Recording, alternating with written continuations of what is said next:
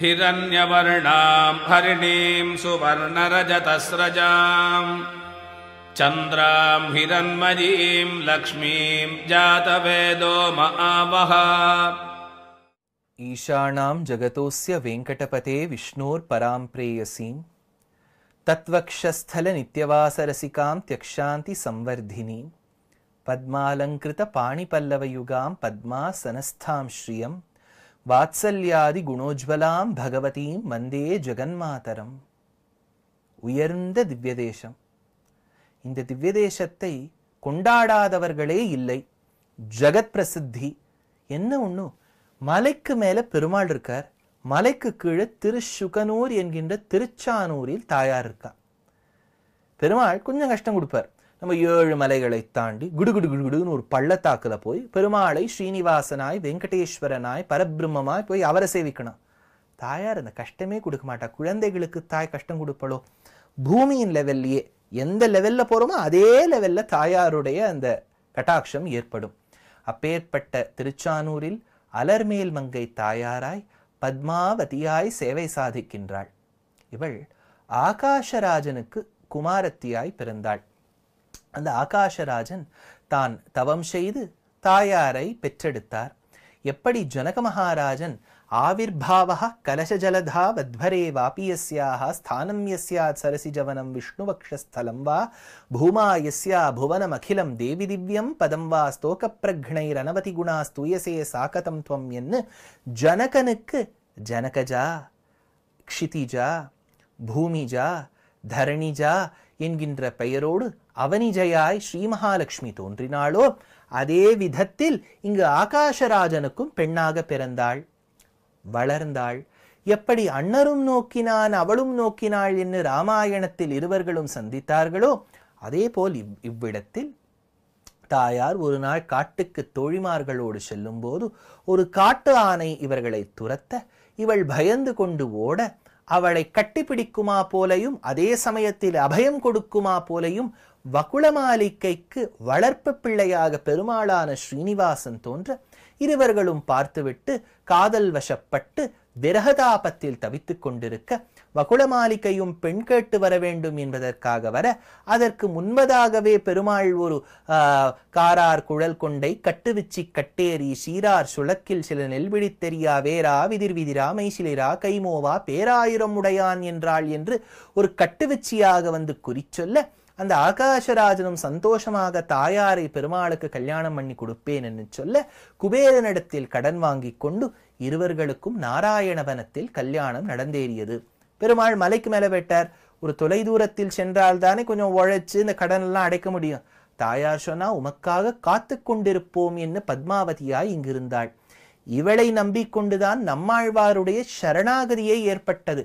அகலகில்லேன் இறையுமென்னு அலர்மேல் மங்கை உரைமார்பா நிகரில் புகழாய் உலகமுன் உடையாய் என்னை ஆழ்வானே நிகரில் அமரர் முனிக்கணங்கள் விரும்பும் திருவேங்கடத்தானே புகழ் ஒன்னில்லாவடியேன் உன் அடிக்கீழ் அமர்ந்து புகுந்தேனே. எத்தனையோ இடத்துல சரணாகதி பண்ணார். தெளிவான சரணாகதி, பலிதமான சரணாகதி இதுதான் என்று நம் ஆச்சாரியர்கள் தெரிவிப்பார்கள். அப்பேற்பட்ட அலர்மேல் மங்கை உரைமார்பன், அலர்மேல் மங்கை பத்மாவதிய மார்பல தரிச்சின்றிருக்கார் இல்லையா, அந்த திவ்ய தம்பதியின் இடத்தில், அந்த ஷேர்த்தியின் இடத்தில், காடோப கூடானிதே என்கின்ற தம்பதியின் இடத்தில் நான் சரணாகதி செய்வேன் என்று செய்தார் சுவாமி நம்மாழ்வார். இதே பெருமாள் இதே தாயார் அனுகிரகத்தால் தான் பல பல கிரந்தங்களை அமைத்தார் சுவாமி ராமானுஜர். தேசிகனுக்கு ஒரு தனி அனுபவம் ஏற்பட்டது. எப்படி ஸ்ரீரங்கத்தில் ரங்கநாயகி தாயார் ஒரு புறம், பாதுகாதேவி மறுபுறமோ, இங்கு அலர்மேல் மங்கை தாயார் என்கின்ற பத்மாவதி ஒரு புறம், தயாதேவி என்கின்றவள் இன்னொரு புறம். அந்த தயாதேவியினுடைய அனுகிரகத்தால் தான் நான் எத்தனையோ அபச்சாரங்கள் செய்திருப்பினும் பெருமாள் என்னை மன்னிக்கின்றார். அகமஸ்மி அபராத சக்கரவர்த்தி கருணேத்வம் ச குணேஷு சார்வபௌமி விதுஷி ஸ்திதி மீதுஷீம் ஸ்வயம் மாம் ரிஷசைலேஸ்வர பாதசாத்குருத்வம் என்று தெரிவிக்கின்றார். அப்பேற்பட்ட தயாதேவி ஏற்படுவதற்கு காரணமும் இந்த அலர்மேல் மங்கை தாயார் என்னும் இந்த தாயாருடைய வைபவத்தை பற்றி 1000க்கும் மேற்பட்ட ஸ்லோகங்களை லக்ஷ்மி சஹஸ்ரம் என்கின்ற ஒரு ஆச்சரியமான காவியம் மூலமாக 25 ஸ்தபகங்கள் மாலைகளை கொண்ட உட்பிரிவுகளை கொண்ட ஒரு காவியத்தை அமைத்தார் அரசாணிபாளை என்கின்ற சிறு கிராமத்தை சார்ந்த வெங்கடாத்வரி கவி என்னும் மகான். அந்த ஸ்தபகங்கள்ல உற்சவ ஸ்தபகத்துல தெரிவிக்கிறார். பஜன ஹர்ஷஜ நாட்டியஜவோச்சலன் முகுடலோல மருத்சஹருத்திதைஹி ஜலகணைர்பவதுத்சவமேதினீஹி சிசிராஹா குருதேரமே. அதாவது தாயாருடைய உற்சவம் நடந்தேறும். இந்த இடத்துல பெருமாளுக்கு நிறைய பணம் இருக்கு போல இருக்கு. அவருக்கு ஒரு தனி பிரம்மோற்சவம், தாயாருக்கு ஒரு தனி பிரம்மோற்சவம். இந்த உற்சவம் என்று வந்துவிட்டால் சிவபெருமானுக்கு அவ்வளவு சந்தோஷம். அதனால அவர் தாயாருடைய உற்சவம் நடக்கிறதா, நான் வரேன்னு கிடுகிடுன்னு ஓடி வரார். ஹிமாலய பர்வதத்திலேருந்து ஓடி வராரோ, அவ்வளவு தூரம்லாம் அவர் போகவே வேண்டாம்.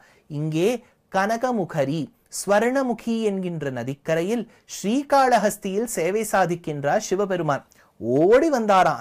அந்த சந்தோஷம், தாயாருக்கு உற்சவம் நடக்க போறதேன். அவரோ நாட்டிய சாஸ்திரத்தில் நிபுணர். இன்றளவும் ஐக்கனோகிராஃபி எவ்வளவோ ஆராய்ச்சி பண்ணவாள்லாம் சொல்றா உலகத்துல. இந்த நாடு அந்த நாடுங்கிறா. இங்க சிவபெருமானுடைய நாட்டியத்தை பார்க்க வேண்டாவோ? அந்த நடராஜராய் அவர் நிற்கும் போது எவ்வளவு அழகா இருக்கார். அந்த நடராஜமூர்த்தி ஓடி வந்தார். ஓடி வரும்போதே நாட்டியம் ஆடிக்கொண்டு தானே வருவர். நாட்டியம் ஆடிக்கொண்டு வரும்போது தேவ சரித் என்று கொண்டாடக்கூடிய கங்கையானவள் ஜட்டாமுடியிலிருந்து அவராட அவளுமாட அப்படியே தெளிக்கிறாளாம் அந்த கங்கை தாய்.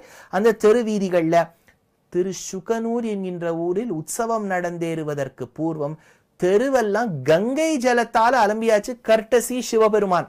அப்பேற்பட்ட உற்சவம் நடக்கிறது. அந்த உற்சவத்துல தாயாருக்கு நட்சத்திரங்கள் எல்லாம் சேர்ந்த மாலையை நாம் போட வேண்டாவோ, அவளுக்கு சமர்ப்பிக்க வேண்டாவோ என்று தேவர்கள் நினைத்தார்களாம். அதுவே நட்சத்திரஸ்தபகமாக மாறிவிட்டது. அப்பேற்பட்ட அலர்மேல் மங்கை தாயார் அந்த பத்மாவதி தாயாரை ஒரு தடவை போய் சேவிச்சாதான் தெரியும் இவளுக்கு ஏன் இவ்வளவு பெருமை சொல்லியிருக்க.